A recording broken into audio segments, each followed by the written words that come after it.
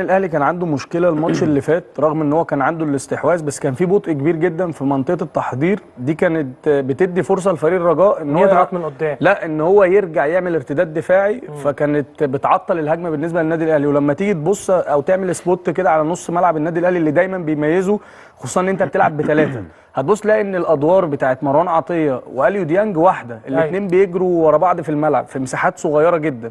عكس الشوط الثاني لما طلع عمرو السوليه والراجل ادى تعليمات لاليو ديانج ان هو يزق نفسه لقدام شويه، هتبص تلاقي الهدف اللي جه بتاع النادي الاهلي الثاني بتاع حمدي فتحي، اليو ديانج وحمدي فتحي الاثنين قدام، يعني الاثنين موجودين يعني في ال 18 بتاع فريق الرجاء. بيرسي تاو استلم، محضر كويس، قاري كويس، حط الكره للراجل، لعيب نص ملعب بيلعب رقم 8 بيتحرك في المكان ده ما كانش موجود الشوط الاول، رغم ان الرجاء ما يعني كان سايب لك الملعب بالكامل.